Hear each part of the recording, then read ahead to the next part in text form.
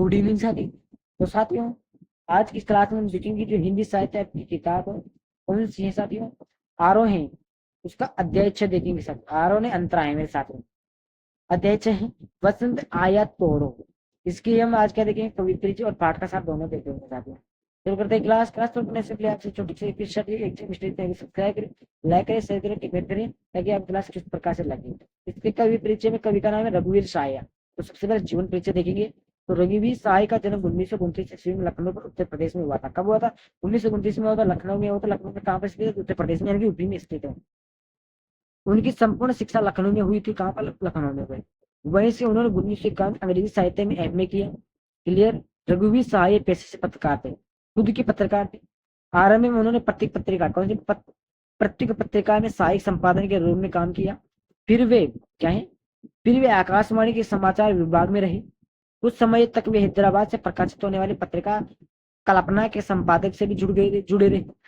कई वर्षों तक दिनमान का भी संस्थापन किया। दिनमान पत्रिका है साथियों।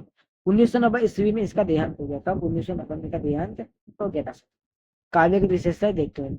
रघुवीर सहाय नई कविता की कवि है। तो जो नई नई कविताएं उनकी कवि है। उनकी कुछ कविताएं अजय यानी अजय ने आगे है साथियों।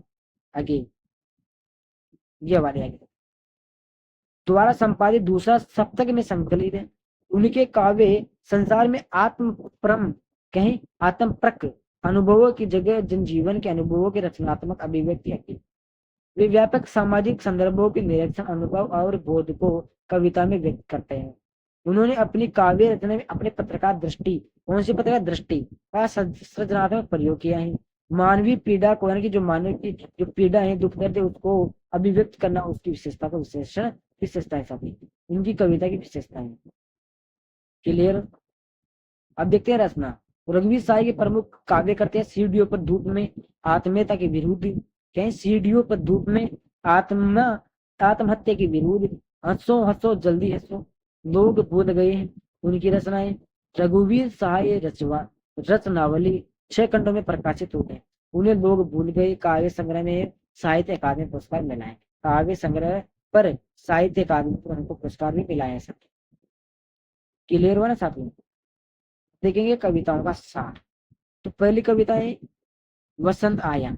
तो कविता में कवि ने कहीं वसंत आया कविता में कवि ने प्रकट किया है। कहीं वसंत आया कविता में कवि ने प्रकट किया है कि आज मनुष्य का प्रकृति से रिश्ता टूट गया है। वसंत ऋतु का आना अब अनुभव करने के बजाय कैलेंडर से जानना चाहता है। यानी कैलेंडर का जाना कि जो लोग हैं वसंत ऋतु से रूठ गए हैं, मौसम से रूठ गए, रिश्ता टूट गया है। ऋतु आते ही लोग कैलेंडर से जानना चाहता है, यानी कि इस मौसम से अलग होना चाहते हैं, इस मौसम तक जाने का इंतजार करते हैं। के ऋतुओं में परिवर्तन पहले की तरह ही संभव घटित होते रहते हैं। पत्ते झड़ते हैं, कोपले फूटती है, हवा बहती है, ढाक के जगह ढहकते हैं। कोयल भ्रमर अपनी मस्ती में झूलते हैं, पर हमारी निगाह उन पर नहीं जाती। ये चीजें होती है बरसात के मौसम में, उन पर हमारी निगाह नहीं जाती है। हमें बस इस मौसम को भगाना चाहते हैं, इस मौसम से छुटकारा पाना चाहते हैं। हम निरपेक्ष बने रहते हैं। वास्तव में कवि ने आज के मनुष्य के आधुनिक जीवन शैली पर व्यंग्य किया है। इस कविता की भाषा में जीवन की विडंबना छिपी हुई है। प्रकृति से अंतर्गता को व्यक्त करने के लिए कवि ने देश यानी कि तद्भुत शब्द होते हैं ना, उनका प्रयोग का भरपूर प्रयोग किए।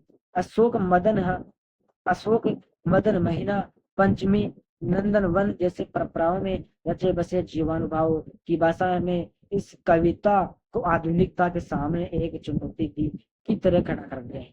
कविता में बिंबों और प्रतीकों का भी सुंदर उपयोग किया गया है। दूसरी कविता है तोड़ो। तो ये कविता उद्बोधन शैली में रची गई। कौन सी? उद्बोधन पर, जिसमें कवि नव निर्माण से पूर्व उसके लिए उपयुक्त भूमि को तैयार करते हुए हेतु लोगों की आदननार करताएं इसके लिए चट्टानों तोड़ती होगी, उसर और बंजर को तोड़ना होगा, प्रति भूमि को उपजाऊ खेती में बदलना सृजन की आरंभिक परंतु अत्यंत महत्वपूर्ण प्रक्रिया है साथी। ओके। इस कविता का कवि विध्वंस के लिए नहीं उकसाता, वरन सूजन के लिए प्रेरित करता है। कवि ने प्रकृति से मन की तुलना करके एक नया आयाम दे दिया है सर। बंजर प्रकृति के साथ साथ मन भी होता है।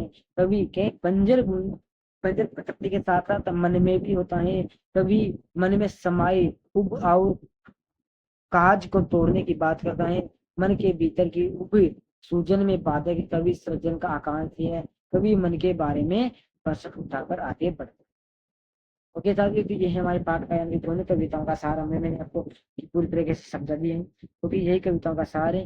कल इसके सब प्रश्न कहते हैं, कल खत्म हो जाएगा, कल ऊपर से उसके प्रश्न देखने के साथ। तो सभी दोस्तों को पढ़ाई की जय सभी को।